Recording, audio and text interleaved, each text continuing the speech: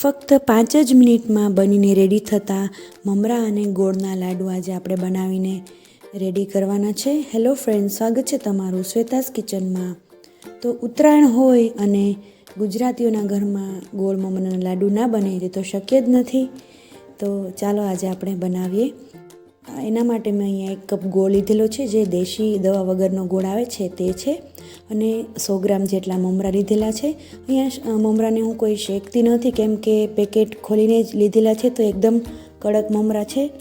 તો જો કડક હોય તો તમારે કોઈ શેકવાની જરૂર નથી હોતી. અહીંયા હવે એક પેનમાં આપણે ઘી એડ કરી દઈશું 1 ચમચી જેટલું, અને એમાં ગોળ આપણે લીધેલો છે તે એડ કરી દઈશું અને સરસ રીતે એને પીગાળી લઈશું. અહીંયા ગોળ અને મમરાનું માપ જોઈએ તો 100 ગ્રામ મમરા છે, તો તેની સામે 200 ગ્રામ જેટલો આપણે ગોળ લઈશું. આનો માપ હોય છે જનરલી. તમને ઓછું મીઠું ફાવે, ગળ્યું ફાવે તો તમે ઓછો પણ લઈ શકો છો.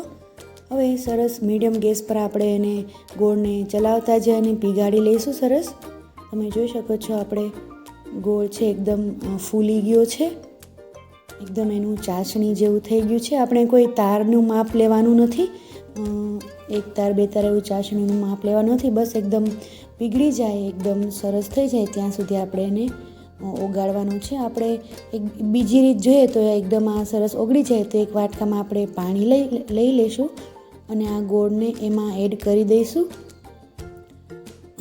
વાટકામાં, અને આપણે એને એકદમ જામી જાય પાણીની અંદર, એકદમ ગોળ જેવું વળી જાય તો આપણે સમજવાનું કે આપણો ગોળ છે તે રેડી છે. હવે આપણે એમાં આપણો ગોળ છે તે સરસ પાકીને રેડી છે, આપણે એમાં મમરા એડ કરી દઈશું. મમરા એડ કરી અને ફટાફટ આપણે એને મિક્સ કરવાનું છે. અહીંયા હું ગેસની ફ્લેમ છે તે બંધ કરી દઈશ.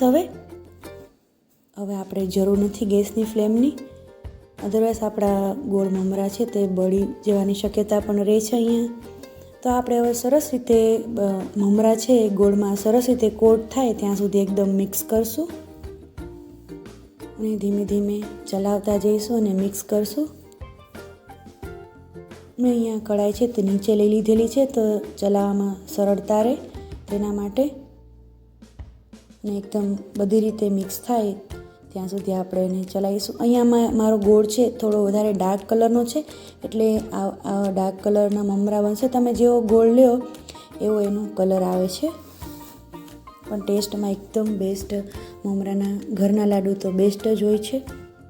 હવે એને મેં એક પાણીનો વાટકો બી ભરી લીધેલો છે, તો હાથમાં આપણે પાણી લઈ અને પછી લાડુ બનાવીશું, જેથી તે ગરમ બી ન લાગે અને હાથમાં ચોટે પણ નહીં. તો સરસ રીતે દબાવતા જઈ અને એકદમ મીડિયમ સાઇઝના લાડુ અહીંયા બનાવી રહી છું. તમને જે સાઇઝની લાડુ બનાવવા હોય તે સાઇઝના તમે બનાવી શકો છો. એકદમ શાઇનિંગ પણ આવે છે, કેમ કે આપણે એમાં ઘી પણ એડ કર્યું છે. તો આવી રીતે હાથમાં પાણી લગાવતા જઈ અને લાડુને એકદમ દબાવતા, મમરાને દબાવતા જઈ અને સરસ લાડુનો શેપ આપી દઈશું. બધા લાડુ આવી રીતે બનાવીશું, એક જ સરખા શેપમાં આપણે બનાવીશું. તમે ચાહો તો એને કોઈ ટ્રેમાં કે થાળીમાં ઢાળી અને એને પીસ પણ પાડી શકો છો, પણ અસલી મજા તો લાડુમાં જ છે. લાડુના બને તો આપણને ફીલ નથી આવતું મકર સંક્રાંતિનું. એટલે તમને જે કંઈ પણ બનાવવું હોય તો તે શેપમાં બનાવી શકો છો. મને જનરલી લાડુ જ વધારે બનાવવાનું પ્રિફર કરું છું. તો એકદમ 5 જ મિનિટમાં બનીને રેડી થઈ જતા લાડુ તમે પણ ઘરે બનાવીને રેડી કરો, અને મારા વિડીયોને ફ્રેન્ડ્સ અને ફેમિલી સાથે શેર કરો, અને મારી ચેનલને જો તમે નવા હો તો સબસ્ક્રાઈબ કરવાનું નહીં ભૂલતા. તો બધા લાડુ બનીને રેડી થઈ ગયા છે. 100 ગ્રામ અને સામે 200 ગ્રામ એવો ગોળ, એમાંથી ટોટલ આપણે 25થી 30 જેવા નંગમાં લાડુ બનીને રેડી થયા છે. તમે પણ બનાવો અને એન્જોય કરો.